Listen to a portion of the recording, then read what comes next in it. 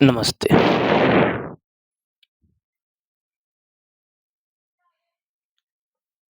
नई जानकारी लेकर उपस्थित हैं। वीडियो था जिसमें भगवान ने सृष्टि बनाई,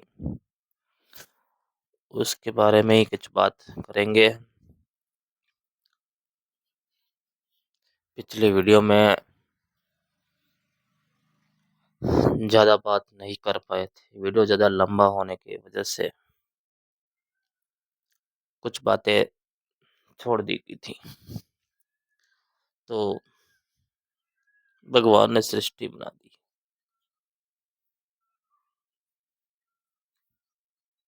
राम ने सृष्टि बनाई। कैसे बनाई? कुछ आइडिया नहीं, कुछ पता नहीं। बस कहते हैं कि भगवान ने सृष्टि बनाई। मानव रूप में भगवान आए, मानव रूपी कार्य किए थे और उस कर्मों में अत्याचार भी किए थे, कर्मकांड किए, जिसमें एक आम इंसान की तरह भगवान राम ने कार्य कार्य किए थे। पहले के समय में इंसान शिकार करके अपना पेट भरता था, या फिर कुछ शेष बचा हुआ शिकार, कोई जानवर अगर किसी का शिकार कर देते तो बचा हुआ जो शेष बचा हुआ रहता था शिकार, उसको खाकर अपना पेट भरते थे। उसके आगे फिर धीरे धीरे मानव प्रजाति विकसित होती गई, अलग अलग क्षेत्रों में बँटना शुरू हो गई। तो फिर कुछ फल फ्रूट जैसे अन्न, या फिर जमीन के अंदर कुछ ऐसे अन्न या फल मिलते थे, तो उसको निकाल कर वो लोग खाते थे। परंतु शिकार करके मांस खाने वाली जो प्रक्रिया है वो रही है लोगों की। आज भी ऐसे क्षेत्र है, इलाके हैं जहाँ ट्राइबल्स रहते हैं, वहाँ पर शिकार करके ही अपना गुजारा करते हैं लोग। तो भगवान ने जब अवतार लिया, अवतार लेने के बाद उन्होंने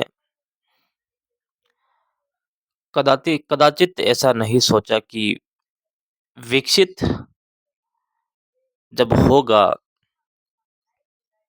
ये संसार तब क्या होगा। उन्होंने कभी भविष्य की नहीं सोची थी, जो वर्तमान में चल रहा था उसी को फॉलो किया, और वो भी तीर धनुष लेके निकले और शिकार करते थे। बताओ, भगवान जब सब कुछ बनाता है तो उसे भूतकाल और भविष्य काल का मालूम रहता है। तो फिर जब अवतार हुआ भगवान का, तो उन्होंने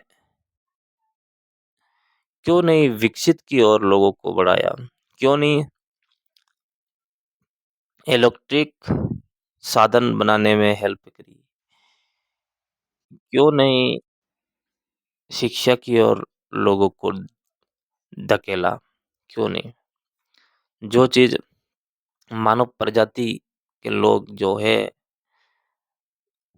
जो क्रिया करते थे, शिकार करने का काम करते थे, वही जो है राम ने क्यों अपनाया? क्यों तीर धनुष उठाया और शिकार करने जाते थे? क्यों नहीं उन्होंने बिजली की खोज किया? क्यों नहीं उन्होंने आग का खोज किया? और क्यों नहीं बड़े-बड़े निर्माण में सहायता की? बताओ। जो एक आम इंसान वर्तमान उस समय में जो चल रहा था, वर्तमान में वही राम ने क्यों किया? राम तो भगवान थे, अवतार थे, तो उनको आगे कुछ सोचना चाहिए था। लोगों को उड़ान कैसे भरवाएँगे या फिर शीघ्र से अति शीघ्र एक जगह से दूसरी जगह पर कैसे पहुँचाएँगे? क्या ऐसे साधनों का निर्माण किए थे भगवान राम? एक साधारण कार्य किए थे और ये भी तो बताया उसमें कि भगवान राम जो है जब वनवास होता है उनका तो फिर वो पैदल चल के जाते थे। ना तो उन्होंने रोड का निर्माण करवाया, ना ही वहाँ कुछ ऐसे साधन बनाए जो फुर्ती से जो है लंका पहुँच जाए। क्या उस समय वो एक साधारण व्यक्ति की तरह क्यों सोच रहे थे? उनका काम था, भगवान होने का फर्ज निभाते हैं, तो फिर क्यों ऐसे काम किया जो एक साधारण व्यक्ति करता है? तो चर्चा हमारी राम पर नहीं है, चर्चा जो है भगवान ने सृष्टि बनाई, यह हमारी चर्चा है। भगवान ने जब सृष्टि बना ली है तो फिर कैसे बनाई होगी? कौन-कौन उसमें मटेरियल यूज़ किए होंगे? बहुत सवाल है, परंतु सवालों का जवाब आप लोगों को अवश्य मिलेगा, परंतु जो लिखा हुआ है, ज़रा उस बातों को समझते हैं। आपने देखा होगा कि राम का जन्म खीर से हुआ है, खीर से। एक ऐसा तत्व जो खीर आप लोगों ने खाया होगा, चावल और दूध का बनता खीर, उस खीर से भगवान की प्राप्ति हुई। यानी वो जब जन्म लिए थे तो इसमें खीर के सहारा लिए, भगवान होकर किसी चीज का सहारा ले रहे थे। तो उन्होंने कभी भी ऐसा नहीं सोचा कि मैं भगवान हूँ, मैं ऐसे ही अवतरित हो जाऊं या फिर ऐसे ही किसी माँ के घर में जाकर मैं स्थापित हो जाऊं, नहीं सोचा था। खीर से जन्म हो रहा है। ठीक है। अब खीर जो है वो जो पदार्थ है वो जब कोई खाता है या पीता है तो वो कहाँ जाकर काम करता है अपने पेट में? क्या मुँह से खाया हुआ चीज़ लेडीज़ महिलाएँ के घर में स्थापित हो जाता है या फिर आंतों में स्थापित होता है? ये बताओ आप भी। खीर खाया हुआ जो है वो तो मल के द्वारा वापस निकल जाता है और वो जो पोषण की तरह काम करता है शरीर में। खीर जो है मुँह से खाया हुआ कोई भी चीज़ वो शरीर के पोषण के लिए काम करता है। कहाँ वो गर्भ में स्थापित हो जाएगा। परंतु यहाँ पर तो बता रखा है सही कि खीर खाने से जो दशरथ की तीनों पत्नियां हैं वो गर्भवती हो गई। ठीक है, गर्भवती हो गई। भगवान पेट के अंदर प्रकट हो गए। अगर राम सचमुच थे तो यह बात भी सही हो जाए तो भी आप साबित कर दीजिए। हम्म सिर्फ रामायण के अनुसार, एक बुक के अनुसार जो है लोग राम भगवान को मानते हैं। कहते हैं कि भगवान राम ने अवतार लिया। आए, देश जग के लिए अच्छा कार्य किया। परंतु मैं तो कहता हूँ कि अगर वो किताब भी नहीं हो, रामायण भी नहीं होए, तो फिर कैसे साबित करोगे कि भगवान राम हुए थे? सिर्फ एक रामायण और रामचरितमानस बुक के माध्यम से जो लोग कह रहे हैं कि राम भगवान हुए, और इतने बड़े अवतार को सिर्फ एक पुस्तक के माध्यम से ही जाना जा रहा है, बाकी कुछ भी एविडेंस प्रूफ नहीं है। बताओ। और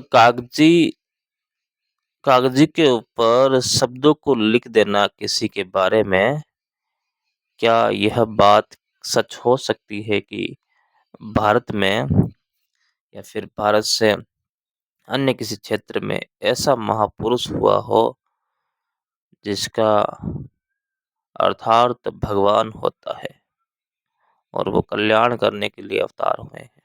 कैसे?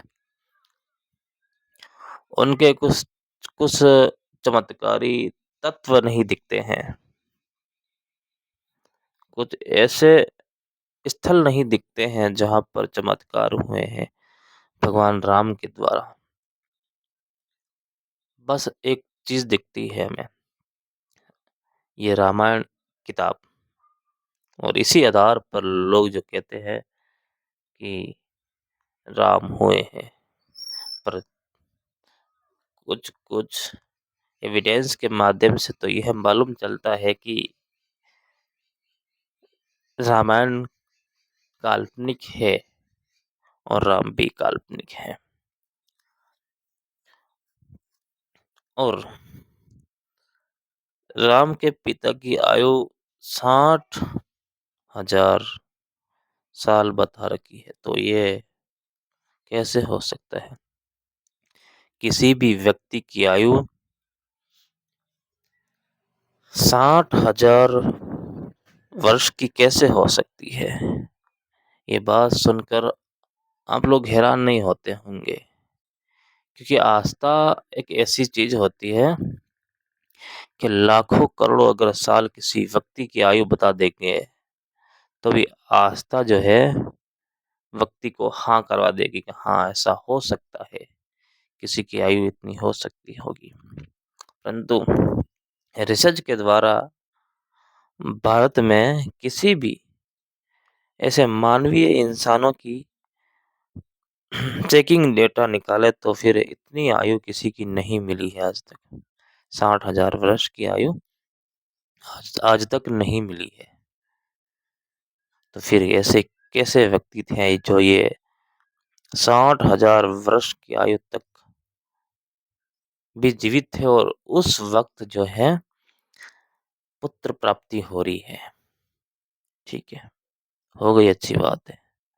60,000 साल तक राम का जन्म जो है दशरथ के घर हो जाता है, फिर कैसे हो सकता है? आज तक ऐसा कुछ प्रमाण नहीं मिला। किसी भी व्यक्ति की आयु 60,000 साल कैसे हो सकती है? और ये जो बात है 60,000 साल वाली, ये 20वां सर्ग बालकांड में, बालकांड के श्लोक 10 नंबर में ये बातें मिल जाएगी आपको। तो आप लोग रामायण उठाइए और ये 60,000 वर्ष वाली बातें जो है आप पढ़ सकते हो। तो आप लोग समझ गए होंगे कि भगवान का अवतार हुआ, किस लिए हुआ? इसलिए हुआ कि भगवान ने अच्छे कार्य किए। क्या ऐसा लगता है कि भगवान ने इस देश के लिए अच्छा कार्य किया? जातिवाद खत्म किया, वर्ण व्यवस्था खत्म किया? नहीं। जातिवाद वर्ण व्यवस्था तो आज भी लागू है भारत में। आज भी हिंदू, मुस्लिम, सिख, ईसाई, दलित, आदिवासी ऐसे करते हैं। ऊंच नीच का भ्रम आज भी लोगों के अंदर चल रहा है। और इसी माध्यम से तो लोग कट रहे हैं आज भी, कि तुम ऊंचा, हम नीचा, हम ऊंचे हैं तो हमें नीचा क्यों बुलाया। मतलब इस तरह की बातें जो है आज भी चल रही है। तो बताओ, भगवान राम या भगवान कृष्ण जब अवतार हुए हैं, जन्म लिए हैं, तो उन्होंने ये सारा सिस्टम क्यों नहीं खत्म किया जातिवाद का? क्यों आखिर ऐसे चल रहा है आज भी, बताएं।